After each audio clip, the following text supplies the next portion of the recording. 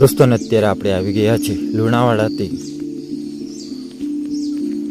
તે ફક્ત 3 થી 4 કિલોમીટર આવેલું છે કલેશ્વરી માતા મંદિર. લુણાવાડાથી મોડાસા તરફ જાવશો ત્યારે તમને બાબલિયા ચોકડી આવશે. એ ચોકડીથી થોડા તમે અંદર પાંડુરવાડા રોડ પર થોડા આગળ આવશો ત્યારે તમને પાંડુરવાડા ચોકડીથી થોડા અંદર આવશો ને એ રોડ પરથી થોડા ત્યારબાદ અંદર એક રસ્તો આવે છે કલેશ્વરી માતા મંદિર. તેથી તમે અંદર આવશો એટલે તમને અહીં પાંડવોના સમયની જે વાવો છે તે જોવા મળશે. સાથે પાંડવોએ સ્થાપિત કરેલો શિવલિંગના પણ દર્શન થશે. ભીમની ચોરી, ભીમના પગલાં બધું અહીં તમને જોવા મળશે પાંડવોના સમયનું. તો દોસ્તો આજના વિડીયોમાં આપણે જોવાના છે આ બધું લોકેશન. તો વિડીયો સાથે બન્યા રહેજો. વાવ જોવા માટે તમે જોઈ શકો છો ઉપરથી કંઈક આ જે વાવ છે જોવા મળે છે. આપણે નીચે જઈએ છીએ, નીચેથી કઈ રીતનું જોવા મળે છે.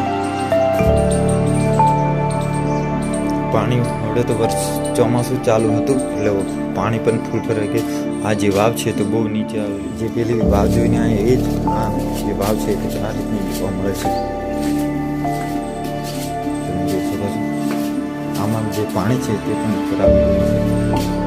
વરસાદ થયો, ચોમાસું બંધ થયું છે એટલા માટે આ પહેલાં જેવી સેમથી વાવ છે. હવે આપણે આવી ગયા છીએ કલેશ્વરી માતાના દર્શન કરવા માટે. તમે જોઈ શકો છો આ રીતનું જે પ્રાચીન મંદિર છે તે જોવા મળે છે.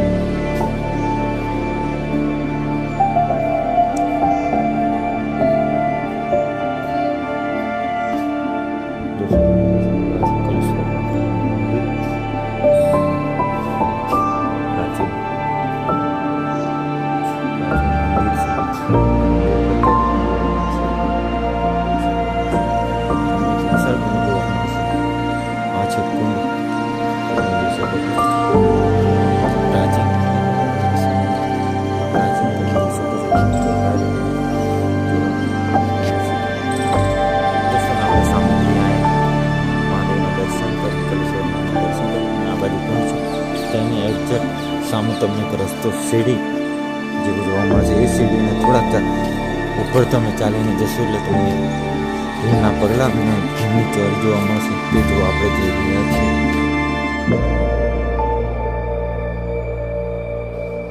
દોસ્તોને આપણે આગળ બીજી બધી લોકેશન જોઈ ત્યાર પછી અત્યારે આપણે આવી ગયા ભીમની ચોરી જોવા માટે. અહીં વાંચી શકો છો, અહીં લખવામાં આવ્યું છે વિડીયો પર ઉભો રાખીને. દોસ્તો હવે ડાયરેક્ટ આપણે અંદર જઈએ છીએ ભીમની ચોરી જે જગ્યા પર આવેલી છે તે જગ્યા પર. તો દોસ્તો તમે જોઈ શકો છો આ છે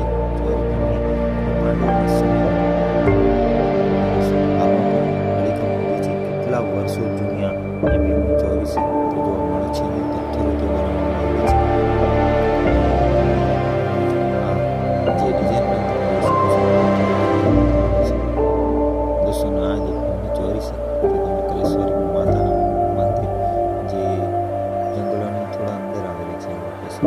કલેશ્વરી માતાથી થોડા આગળ આવશે ત્યારે તમને આ જે લોકેશન છે તે જોવા મળશે. દોસ્તો ત્યાર પછી આપણે જોવાના ચોરી જોવા માટે પહેલાં જોવા જઈશું સામે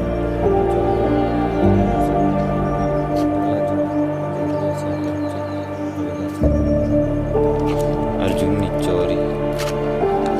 હવે જઈ રહ્યા છે આપણે અર્જુનની ચોરી જોવા માટે. દોસ્તો આ રીતની જોવા મળે છે. દોસ્તો પહેલાંની જે ડિઝાઇન છે તે કઈ રીતનું જોવા મળે છે. અંદર તે આખું ખુલ્લું છે. અંદરથી કે આ રીતનું જોવા મળે છે અર્જુનની ચોરી.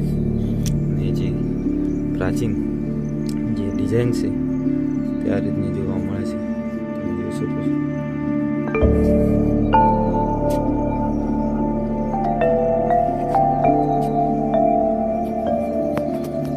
હવે આપણે જઈ રહ્યા છીએ ભીમના પગલાં જોવા માટે.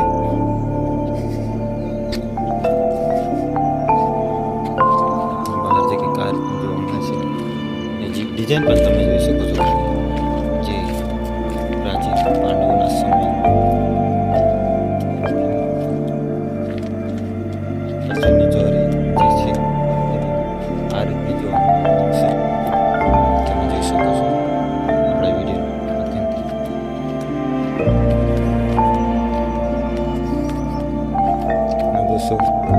હવે આપણે જઈ રહ્યા છીએ ભીમના પગલા જોવા માટે.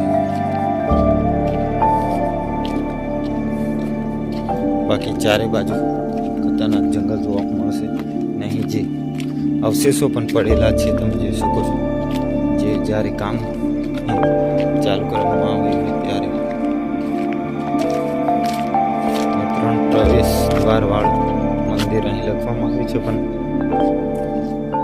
અહીં અધૂરું કામ હોય એ રીતનું જોવા મળે છે. તમે જોઈ શકો છો. ને આ છે ભીમના પગલા. તમે જોઈ શકો છો કેટલા મોટા મોટા પગલા છે એ પણ તમે જોઈ શકો છો આપણા વિડીયોના માધ્યમથી. બાકી ચારે બાજુનો નજારો જોઈ લીધો છે. અને દોસ્તો અહીં જે વિડીયો છે તે આપણો પૂરો કરીએ છીએ. અને દોસ્તો જો તમને આવા જ અવનવા વિડીયો જોવા માટે આપણી યુટ્યુબ ચેનલ કલ્પેશ રાઠવા બ્લોગને લાઈક શેર સબસ્ક્રાઈબર કરવાનું ભૂલતા નહીં, જેથી કરીને તમને આવા જ અવનવા વિડીયો જોવા મળશે. અને કમેન્ટમાં બતાવી દેજો હવે તમારે કયો વિડીયો જોવો છે તે, બરાબર.